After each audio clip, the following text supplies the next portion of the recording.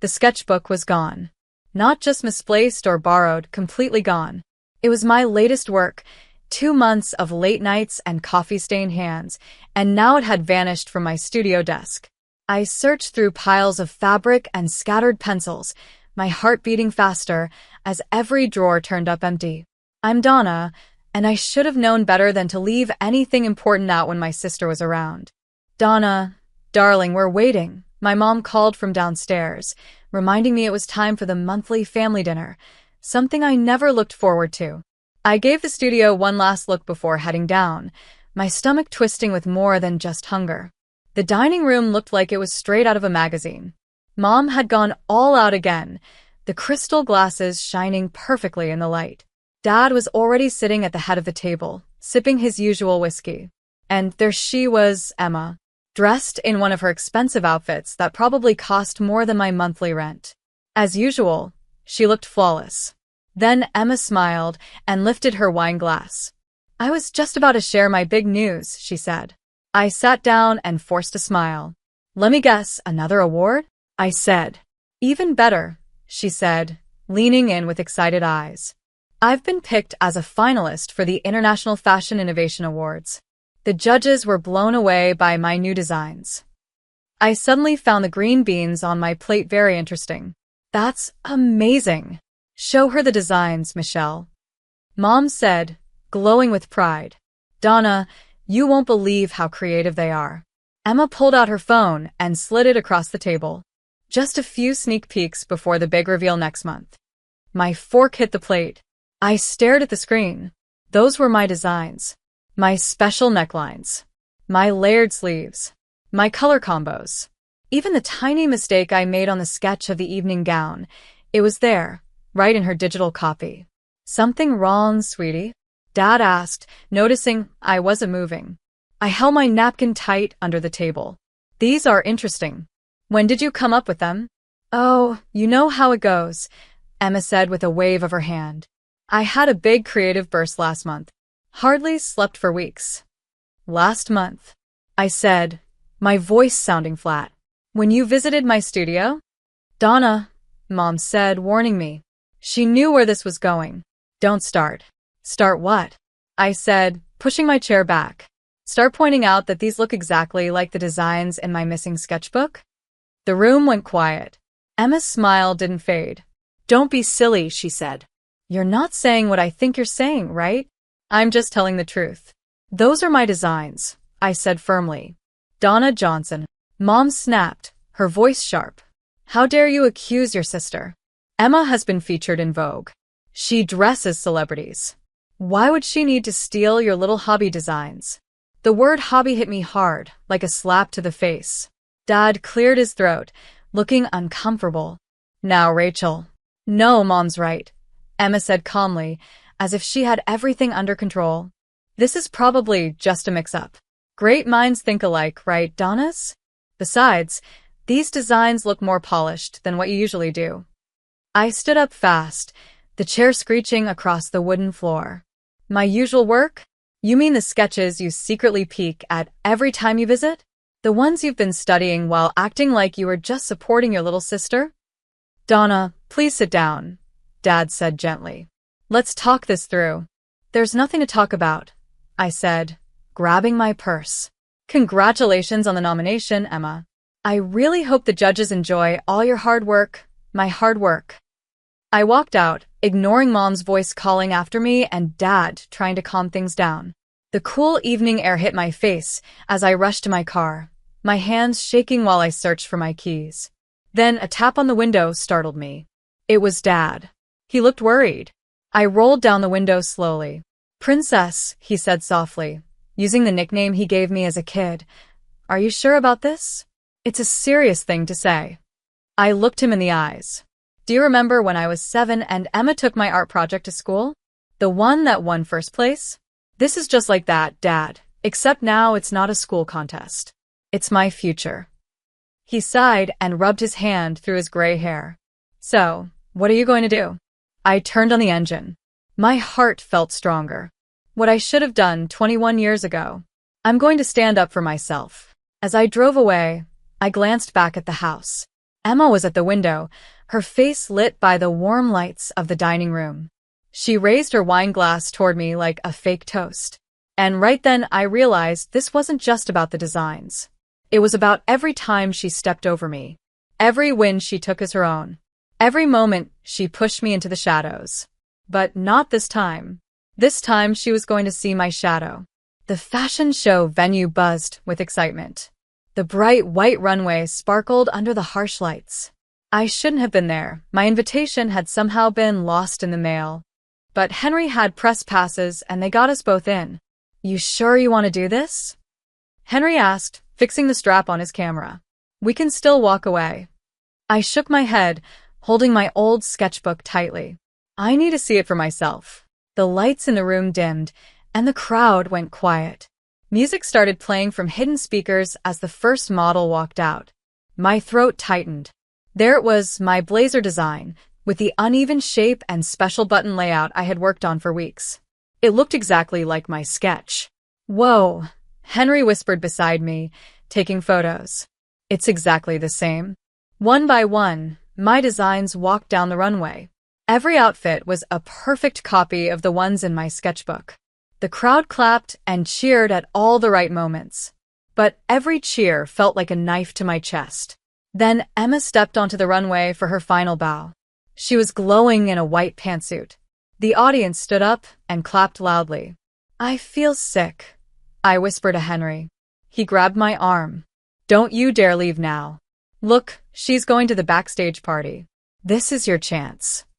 I followed the crowd heading to the after-party, holding my sketchbook close like a shield. Emma stood near the champagne table, surrounded by fans and fashion reporters. She was smiling and waving her glass. "The ideas just came to me," she was saying. "Sometimes the universe gives you the perfect collection." "Or maybe the universe gave them to you from your sister's studio," I said, stepping forward. My voice was loud enough for everyone to hear. Her smile froze for a second. "Donna, what a surprise. I didn't know you were coming."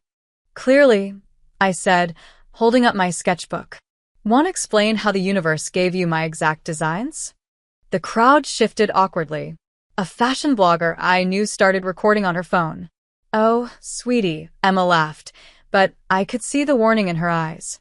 "You're still stuck on that? Let's talk in private." "Why private?" I asked. "You had no problem showing my work in public." She grabbed my arm, her nails digging into my skin. "Stop causing a scene. Let go of me." I snapped, pulling away. She stumbled a little. "Just admit it, Emma," I said. "Admit you stole my designs." "Security," she called out, her voice soft and sweet again. "I'm so sorry, everyone. My sister's going through a tough time. Jealousy in this business can be so unfortunate." Two large men in black suits started walking toward us. Henry stepped in front of me with his camera raised. "I filmed everything. Maybe we all need to calm down." "Take them both out," Emma ordered, turning back to her audience. "I was talking about my inspiration," Emma was saying, as the security guards led us toward the exit. But before we left, I noticed some people in the crowd looking back and forth between my open sketchbook and the outfits on display. They were whispering to each other. Outside, the cool night air didn't help calm me down. "Did you see that?" I said angrily. She didn't even deny it. Henry looked through the photos on his camera. "We got some great shots of your sketches, next to her clothes. And that blogger was recording the whole thing. This might go viral." "It's not enough," I muttered, walking fast on the sidewalk, my heels clicking against the pavement. "She'll just say I copied her and drew the designs tonight. She has all the power, all the connections." "Then we need better proof," Henry said, stopping me and putting his hands on my shoulders. "Think, Donna. When did she take your sketchbook? How did she turn the drawings into digital files? There has to be a trail." My thoughts sped up. "She came to my studio 4 weeks ago, right before the contest deadline. Said she wanted to catch up and see what I was working on." "And she took you out for lunch," Henry added, "giving her time alone in your studio." "Yes," I gasped. "And my laptop. I always keep it locked, but Emma knows the password. It's our childhood cat's name. She helped me set it up years ago." Henry smiled. Now we're getting somewhere. Your computer might have records. Dates when the files were created, emails sent, maybe more. But how do we get to it? She probably deleted everything by now. Leave that to me, he said, pulling out his phone. Remember Joyce from college? She's a reporter now. Investigative stuff. This is exactly the kind of story she'd love. I watched as he dialed, a spark of hope lighting up in my chest. Through the venue's windows, I saw Emma still laughing and enjoying the attention. She spotted me and raised her glass again, just like she had at dinner. Game on, sister, I whispered. Game on. Joyce looked just like she had in college, sharp eyes and all business. We met in a quiet corner of a small cafe. She tapped her pen on a leather notebook as she listened. Let me get this straight, she said. Your sister, the fashion industry's favorite, stole your designs and entered them in the biggest competition around? Yes, I replied, sliding my phone across the table. These are my original drawings. And these are the outfits she showed on the runway. Joyce zoomed in on the photos, her frown growing deeper. The match is clear, she said. But Donna, you know how this works. We need solid proof, not just your word. That's why we called you, Henry added. You're the best at finding the truth. She gave a small smile, but her eyes stayed focused. Flattery helps. So, what do we know about how she works? She always uses the same digital artist, I said. A guy named Adam. He's the one who turns her drawings into finished designs. I opened Emma's Instagram. Look, she tags Adam in all her posts. Joyce's eyes lit up. Perfect. Digital files always leave clues. If Adam worked on these designs, there'll be records, emails, file dates, edit history. But he won't talk to us, I said with a sigh. He's totally loyal to her. He might talk to Vogue, though, Joyce replied with a sharp smile. Especially if they're looking into fraud at the Innovation Awards. Henry raised his eyebrows. You can get Vogue involved? I know people, Joyce said. But first, she leaned in. Are you absolutely sure you want to go through with this, Donna? This won't just bring down Emma. It'll affect your whole family. My phone buzzed. A message from Mom. Emma's being interviewed by Fashion Weekly tomorrow. Why can't you be happy for her success? I showed the message to Joyce. My family's already broken. They just don't see it yet. All right then, Joyce said, opening her notebook. Here's what we need. Footage from the day Emma visited your studio, your laptop access logs, and any messages between Emma and Adam about the designs. I can get the building's security footage, Henry said. The manager owes me a favor. And I saved all my computer logs, I added. But Emma's smart. She probably deleted everything on her side. Lucky for us, Adam doesn't seem so careful, Joyce said, turning her laptop around to show us his public portfolio. He keeps detailed records. Look, he even includes revision dates. I leaned in. The first versions of those designs were dated just after Emma's visit to my studio. That's something, I said. But not enough, right? No, but it's a good start, Joyce replied. We need something solid, an email, a voice message, something that proves Emma stole your work. She closed her notebook. The award ceremony is in 4 weeks. That's our deadline. My phone buzzed again. This time it was a family group message from Emma. Everyone free for dinner tomorrow? I have a big announcement to share. She's going to enjoy every second of this, I muttered. Then go, Joyce said. Act like everything's fine. Let her believe she's already won. Meanwhile, we'll gather what we need. I don't know if I can face her, I said quietly. Yes, you can. And you will, Joyce said, squeezing my hand. Think of it as collecting clues. Every fake smile, every lie, it's more proof for when we finally expose her. Henry cleared his throat. So, how exactly are we going to do that? Joyce's smile turned sharp. The award show is going to be streamed live, watched all over the world. Every major fashion reporter will be there. If we plan this right, everyone will see her lies fall apart in real time. That's intense, Henry said. I paused. Isn't this a little harsh? I asked. Even harsher than stealing your sister's entire life's work? Joyce raised an eyebrow. Sometimes, when someone lies in public, the only way to respond is with the truth, also in public. My phone lit up again. A private message from Emma. Saw you with Joyce today. Whatever you're planning, remember who Mom and Dad will believe. Don't embarrass yourself, little sister. I showed the message to Joyce and Henry. Their faces turned serious. Well, Joyce said, snapping her laptop shut. So much for being subtle. Meet me tomorrow after your family dinner. We're going to need strong coffee and a plan. As we left the cafe, Henry gave my shoulder a quick squeeze. You okay? I looked at Joyce waving down a taxi, already scribbling in her notebook. Probably coming up with our next move. You know what's strange? I said. For the first time since this all began, I actually feel strong. Good, Henry smiled. Because from the look in Joyce's eyes, this is going to be one wild showdown. I smiled too, already picturing the moment Emma's perfect little world came crashing down. Bring it on. Emma's home office smelled like fancy perfume and success. I had exactly 20 minutes, the time it took for her usual evening shower. She never changed her routine. Dinner had gone just how we expected. She announced she'd be on a magazine cover. Mom was thrilled. I had politely excused myself to go to the bathroom. My hands were shaking as I plugged the USB drive into her laptop. I could still hear Joyce's voice in my head. Just copy everything. We'll go through it later. The laptop turned on with a soft hum. Of course, she hadn't changed her password. Princess 2024. She was too full of herself to think anyone would dare check. Come on, I whispered, watching the files start to copy. Photos of our family flashed on the screen as I copied her entire documents folder. Then I saw it, a folder named IFA Submission. The shower water turned off. My heart jumped. I quickly opened the folder. There it was, emails to Adam, photos taken directly from my sketchbook, even a message to her assistant saying she was borrowing inspiration from a new designer. The USB progress bar moved slowly. 65%, 67%.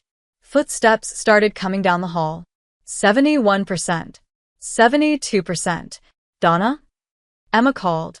You still up here? The bathroom door creaked open. I held my breath, staring at the screen as the bar inched forward. Mom's cutting the cake, she shouted up the stairs. 85%. 88%. Just a minute. I called back, my voice shaking. I shouted back, trying to keep my voice calm. Girl stuff. Emma laughed from downstairs. Well, hurry up. You know how Mom gets about her desserts. 94%. 95%. I heard her footsteps coming up the stairs. 97%. 98%. The office door handle started to turn. 100%. I pulled the USB drive out just as Emma walked in. She was wearing a silk robe, her hair wrapped in a towel. What are you doing in my office? She asked sharply, even though she was smiling. I held up my phone. Sorry, better signal up here. I needed to check an important email. She looked at the laptop, then back at me. In my office? With the door closed? Force of habit, I said with a shrug, slipping the USB drive into my pocket. Didn't want to disturb anyone. She walked over to her desk, letting her fingers slide across the laptop. Strange. I don't remember leaving this on. It was already on when I came in, I said quickly. The lie tasted awful. Probably just in sleep mode. Her eyes narrowed. Donna, still snooping around like when we were kids. Some things never change. And some things do, I said, looking her straight in the eye.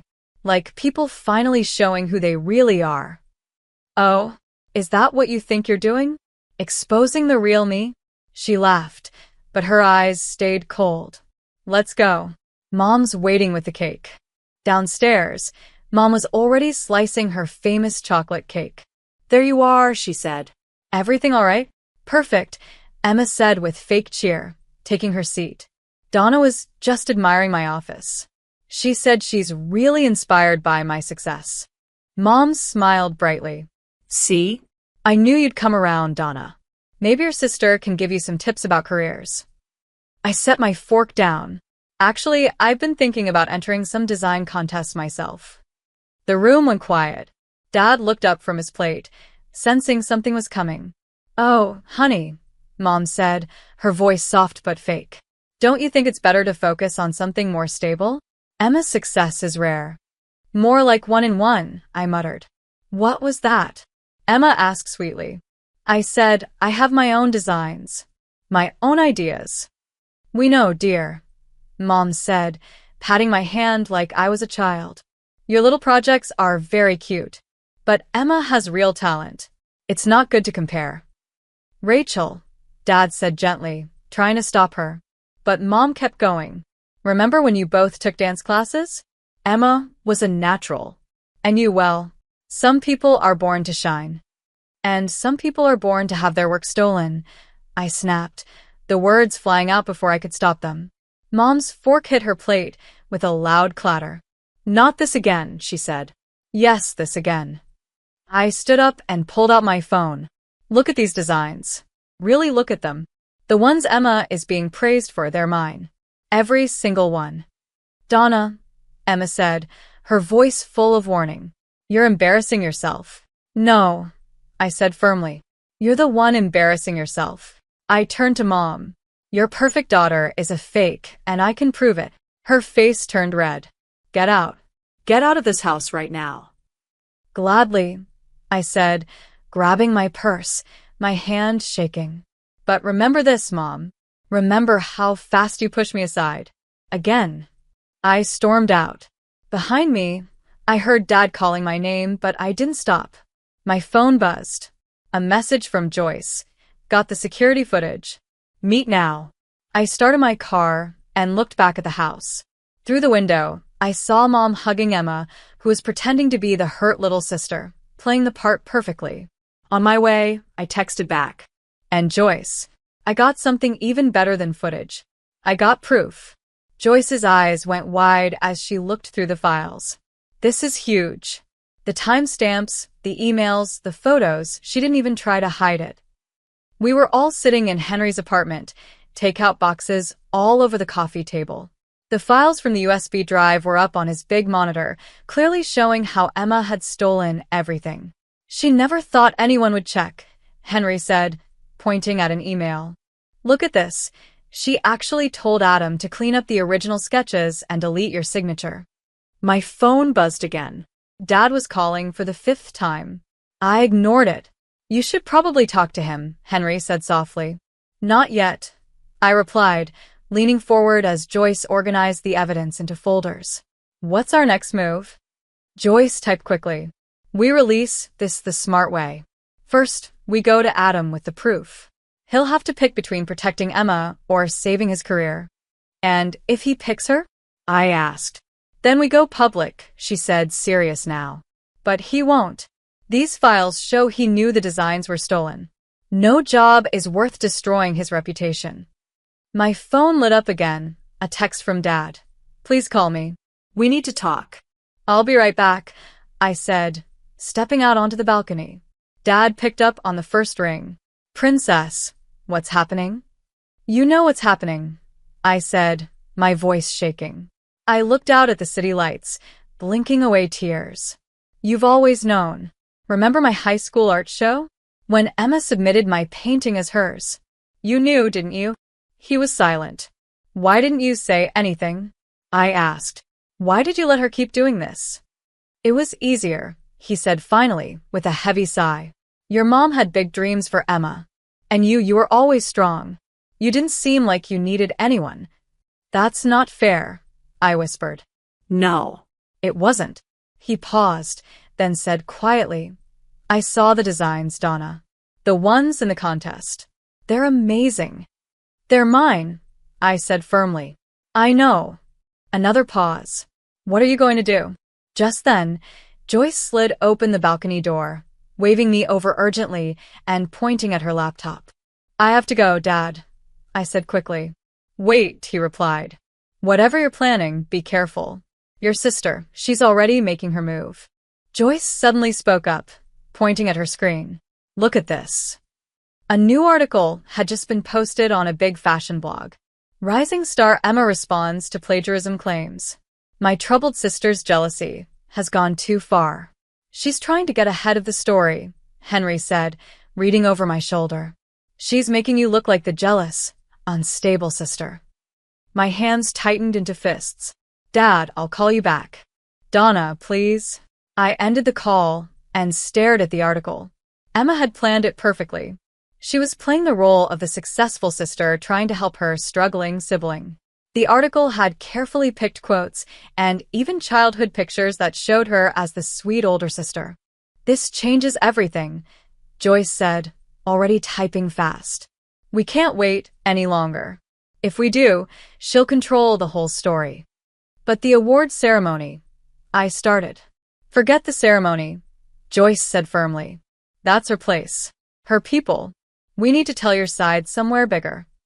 She looked up at me, her eyes determined. How do you feel about going live right now? What do you mean? I mean we do a live stream. Show all the proof.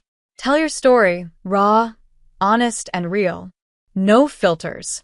No waiting for the perfect moment. Just the truth. Henry put his hand on my shoulder. It's your choice, Donna. I stared at the article, at Emma's perfectly posed photo and well-written lies. 29 years of living in her shadow, of watching her take what was mine and make it shine. Do it, I said. Joyce's fingers flew over the keyboard. Give me 15 minutes to set it up. Henry, fix the lighting. Donna, she looked at me, get ready to show the world who you really are. Just then my phone buzzed again. A message from Emma. You're making a mistake. Back off now and maybe we can fix this. Keep going and I'll ruin you. I held up the phone for Joyce and Henry to see. Perfect, Joyce said with a grin. Save that. It's going to make a great opening screenshot. Henry adjusted his camera. We're ready when you are. I took a deep breath, thinking about all the times I stayed silent. All the times I let Emma shine while I stayed in the background. Not this time. Let's do this. I sat down in front of the camera and said, it's time to finally speak up. Joyce started counting down. Going live in 5, 4, 3. I looked straight into the camera, letting years of pain and silence turn into strength. 2, 1. The red light turned on. We were live. My name is Donna. I began, and this is the story of how my sister stole my dreams.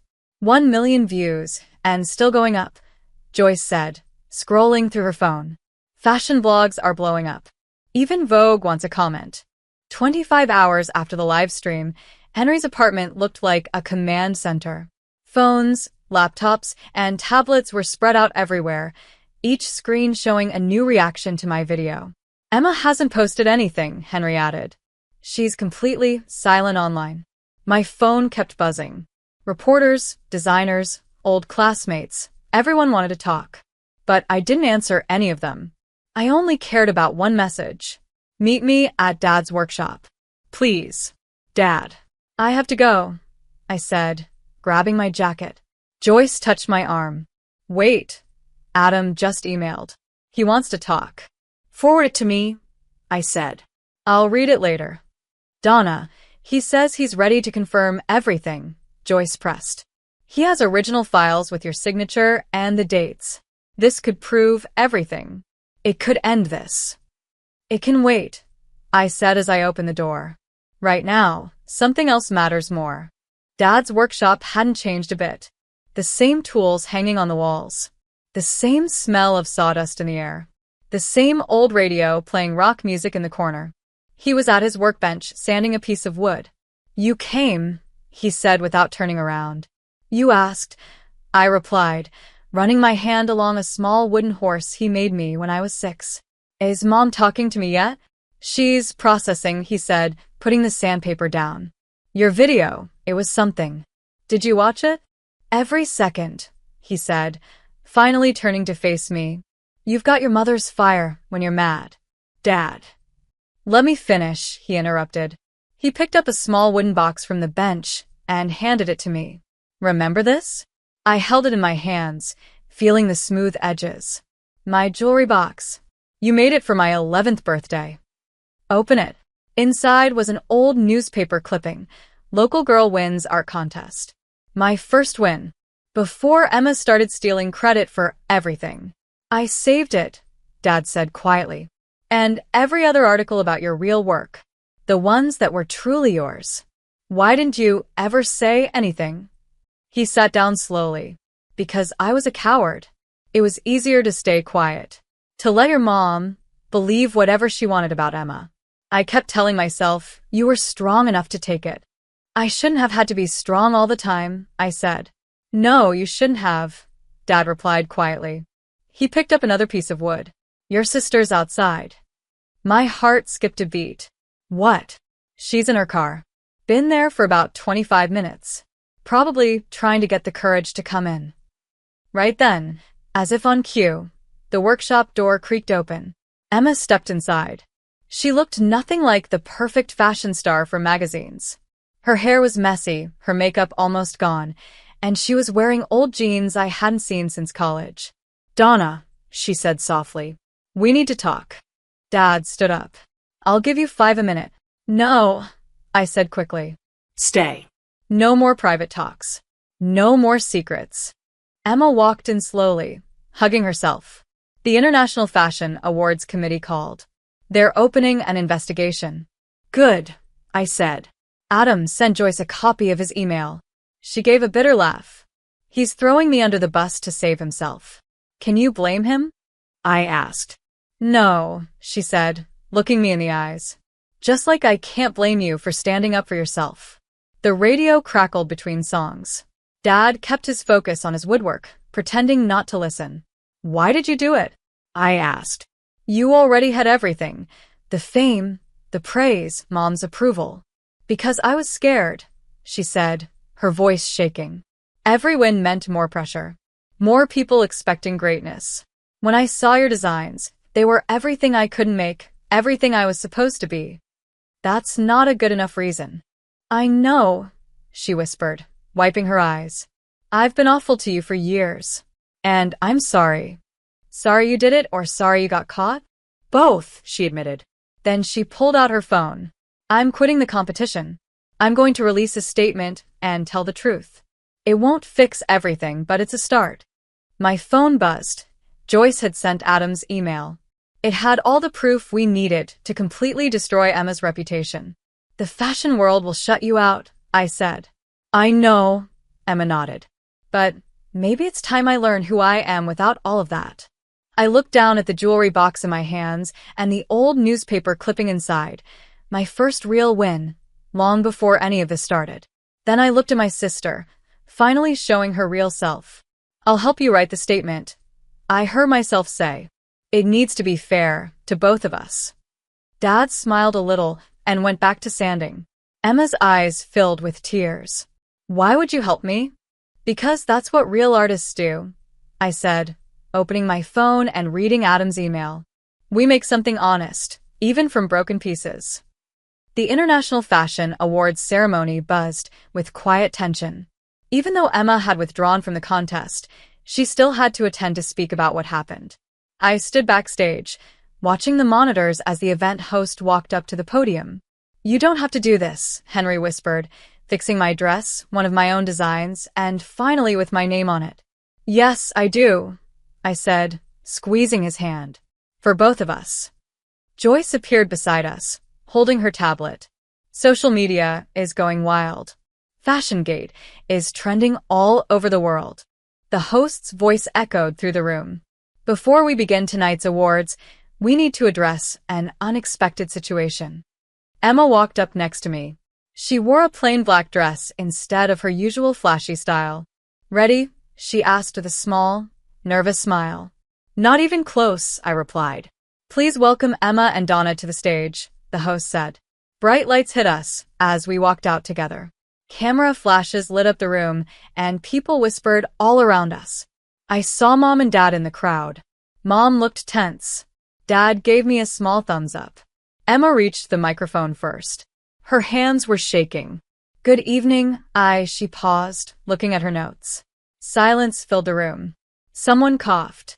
I've spent my whole career pretending to be something I'm not, she finally said, putting the papers aside.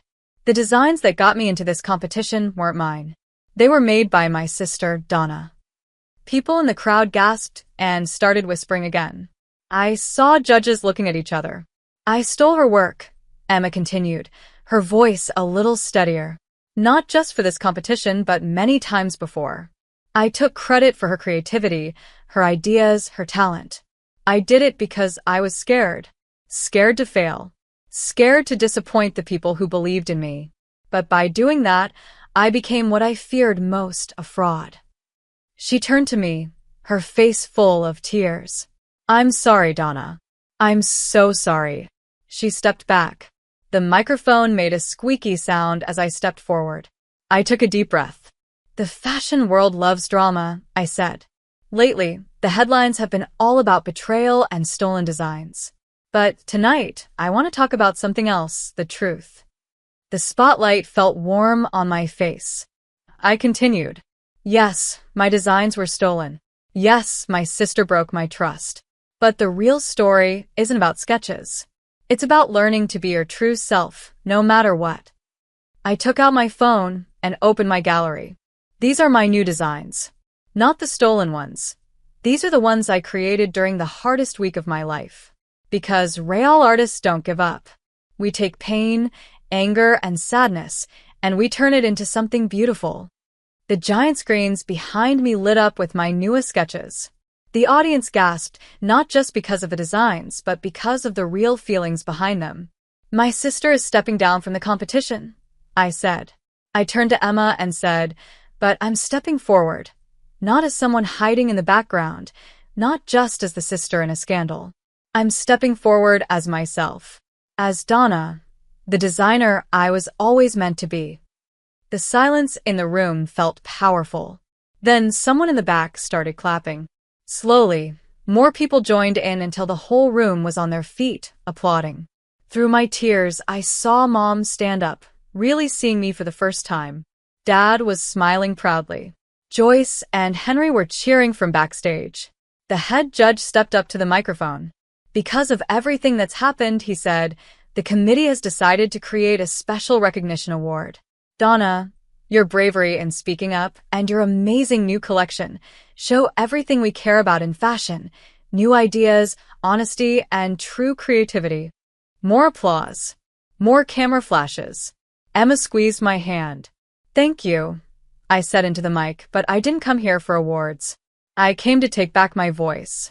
And now that I've found it, I'm never going to be quiet again. As we walked off stage, reporters rushed toward us, shouting questions. Donna, will you press charges? Emma, what's next for you? Is this the end of your relationship? Emma stood tall. This isn't the end of anything. It's the beginning. My sister is the real talent in this family. And now, everyone finally knows it. Joyce quickly stepped in to help. Official statements will be shared tomorrow, she told the reporters. Right now, these sisters need some time. Backstage, Emma turned to me. Did you mean what you said about turning pain into something new? I looked at my phone, at the designs I had created during those long, painful nights. Every word, I said. Will you teach me? She asked softly. Not to copy you, but to find my voice. I smiled, feeling lighter than I had in years. We can start tomorrow. The spotlight still shone on the empty stage, waiting for the regular awards to continue. But for the first time in my life, I didn't need that light. I had found my own. Hold still, I said, fixing the hem on Emma's dress. This is your first design. It has to be perfect. The small boutique was buzzing. Outside, fashion bloggers and curious guests waited for our grand opening. What if they hate it? Emma whispered, fidgeting nervously.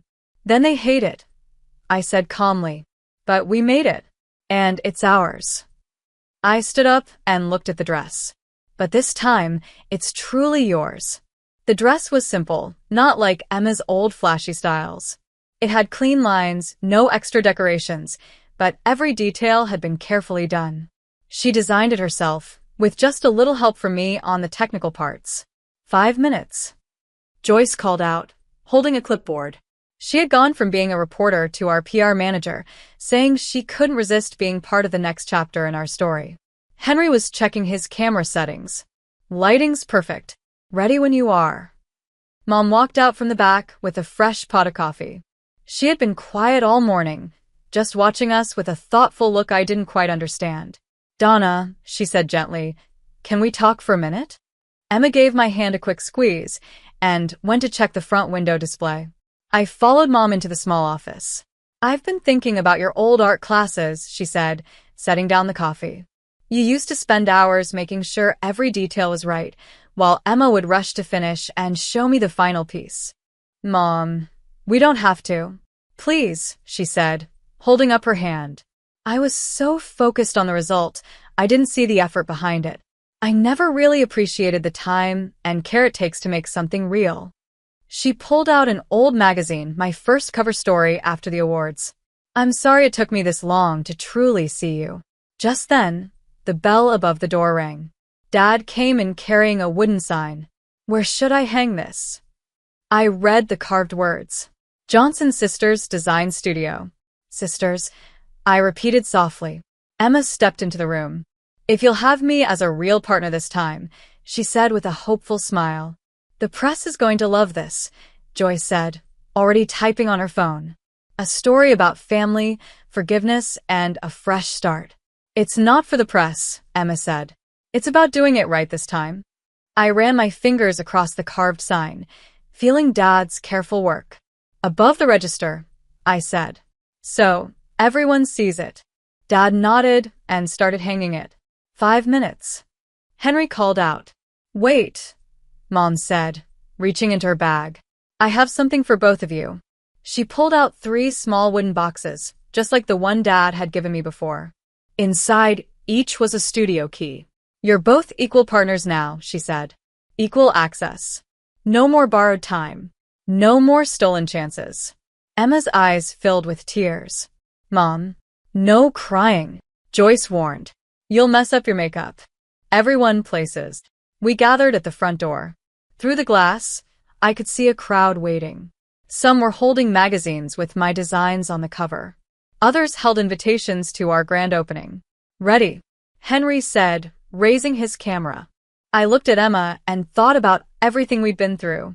I had spent years standing in her shadow, but now we stood side by side.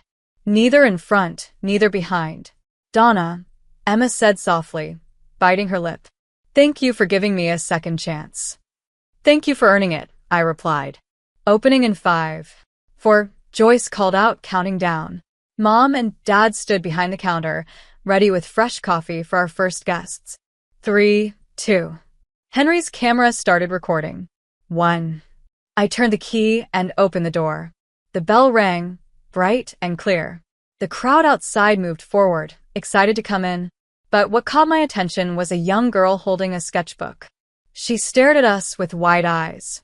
Are you the designers? She asked, lifting her sketchbook. Emma knelt down to her level and smiled. We are. Do you want to show us your designs? The girl nodded and opened her sketchbook, showing pages filled with colorful, messy drawings.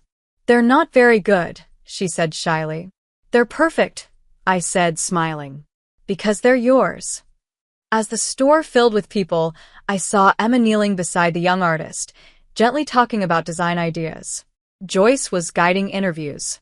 Henry was taking pictures of all the real, happy moments. Our parents handed out coffee to fashion critics who looked both surprised and impressed. The morning sunlight hit the wooden sign above the counter, Johnson Sisters Design Studio, casting 3 shadows that matched perfectly for the first time. Hey, Donna, Emma called. Come over here. This young designer has something amazing to show you. I walked to the counter, picked up a pencil, and listened as the girl shared her idea, her eyes glowing with excitement. This is what creating is supposed to feel like. Open, honest, shared. The bell kept ringing as more people walked in, but we stayed there, focused on the sketchbook, 3 artists building something new together. Because the best designs aren't just about clothes. They're about rebuilding trust, fixing what was broken, and making room for everyone to shine.